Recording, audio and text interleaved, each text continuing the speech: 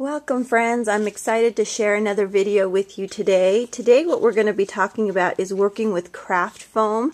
So I'm going to bring this little flower in here just a little bit closer.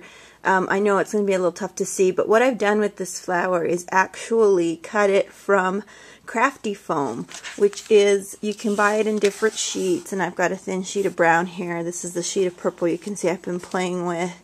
I've actually stamped and UD'd this one to give it kind of a leathery texture, and that's how I created this flower here. I stamped and UD'd it, and then heated it so it would curl like this for a Halloween book I'm doing. But I'm very, very, very excited to show you how you can cut this crafty foam with your... Okay, so here's the first step. You're going to get a really, really sticky mat, and brand new would be best, of course. Because you want this to not move around. So I'm just going to put down my piece of crafty foam here, and you want it on a super sticky surface. If your mat is not brand new, you can consider taping it down with some Scotch tape on two corners, and that just helps hold it in place while you cut. Okay, so I'm going to use my Gypsy to get a couple of letters on here and also a shape, and I'm going to go to the Robots cartridge. Let me just find it here. I kind of like how that font looks, and I'm going to press font, and you can do upper or lowercase letters. For right now I'm just going to do the word boo in uppercase letters. Okay, so there's my word boo in uppercase letters. I'm going to put that on the mat. I'm going to make those about 2.5 inches in size, just so that you can get a good idea of how they'll cut out. I'm going to put boo there, and then I'm going to go look for another shape, and I'm going to go to the new Happy Hauntings cartridge, maybe. And this has been a really fun cartridge for me to play with. I love, love, love Halloween, and whoops, not there yet.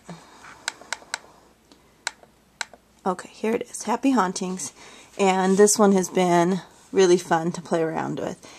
There's a lot of really cool shapes in here. I'm just going to try this, let's do this bat that's right here. And I'm going to make that one about 3 inches. And let's see if we can get these in here together. I can just do it on one piece. Maybe I'll make that bat just a little smaller. I'm going to put them right under the boo. Okay. I've got one of those craft foamy sheets that kind of is cut down pretty small. So I'm going to make those both fit on the same sheet. Now, the one thing you're going to do when you send this to cut, if you have the Gypsy, you are going to put this to a 6 multi-cut. Now you can do more of a multi-cut, but the technique's going to be the same whether you do 6 or whether you do 10. You're still going to have to do a release point, and I'll explain what that is after this cut. You're going to put your crafty foam, like I said, on a really super sticky sheet. So here's mine. If it's not sticky, don't forget to secure it. You're going to set your settings on the machine to 6 on the blade. The speed won't matter with the Gypsy, but if you're doing it manually, then you're going to set that to a 3 or a 4. I wouldn't go past 4. And then you're going to do the pressure at max. So hang on while we go cut this.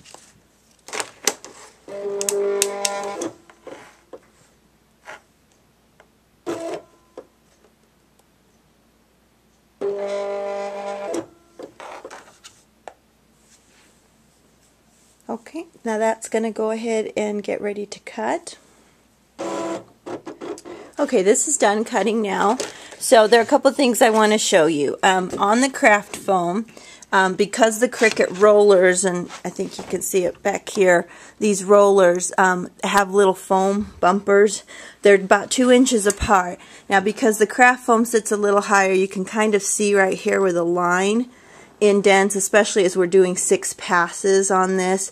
The line will indent a little bit into the craft foam. Now you can do a couple of things to get around that. One, you can make your letters 2 inches or smaller, and you'll miss that completely. Or you can flip your letters And when you take this off the mat, you can see what I'm talking about. The back side has none of those indentations. Now with a word like boo, of course it doesn't matter. When I flip this letter over, I can just do it, and I'll show you when I cut it out. I can just do the other side, and of course it'll still be a B-O-O. And the same thing with this bat, so that's why I didn't really care too much on this one. But I could have flipped the letters, and so when I when these pop out, I'll use the back side because it won't have that indentation. So what I need to do next, just to have this completely cut, and I showed you the back side for a little bit, you can kind of see how that's indented, but it doesn't look like it cut through. On the front side, you can see how it definitely did cut through. Okay, I'm just going to grab my toolkit scissors here. This I call a release point. You have to give the cut line a release point so that you can start to get your letters off. And this is the whole secret to cutting with the crafty foam. Once you organize your foam and the mat correctly, the only other thing you need to do to have a successful cut is come up to the line, and that's perpendicular, but you know, what you don't want to do is start cutting up along the line. What you want to do is just create that snapping point, and right there you can see how that will just peel off super smooth wherever you've cut. So that's how you can cut on crafty foam. Now for these middle sections, I'm going to bend it and just snip the middle, kind of like you do in art class when you're in school, to get the circles out of things, and then I use that to help me lift. See how easily that just popped out? And I'll do it one more time. You're just going to bend that section and snip it, and then you're just going to put your fingers in there and pull. All it needs is that tension, or that spot where you can snap the foam, and you've got a perfect little foam letter. This side has the indentation, but if I want to use that side, which is cute, or mirror image cut it, which of course would be in reverse, then you have nothing wrong with the foam, and you can use that fun letter on a layout or for some craft projects. Now I'm going to do the bat, which the bottom of him cut off, but that's okay. I can still show you what's going to happen. So again, you're just going to do a release point. So you're just going to come up to the line. You just want to be careful and not cut past it, obviously. And once you do that, the rest of it is just that easy. And you're just going to peel around. Okay, so here's my bat. I'm snapped around him there, and I'm just going to keep peeling his wings. And there you go. And I accidentally ripped him there, but there you go. So really cute shape. Now you can of course do this in black and red and whatever color you want, but really great craft foam shapes. And let me show you that bee again.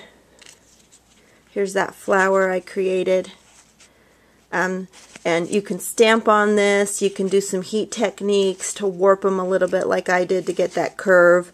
I used some UT on this one. I hope that focuses in. So you can create your own really fantastic embellishments without, again, buying a whole bag of letters where you're only going to use a couple. So hope you have fun cutting crafty foam with your Cricut. I think it's fantastic. I'm loving it. I can tell you I've played all night long making all kinds of crazy letters and Halloween shapes with craft foam. So enjoy, ladies. Thanks for stopping by. I would really appreciate some comments, and would love to hear from you. Visit my website, www.creativecutter.org.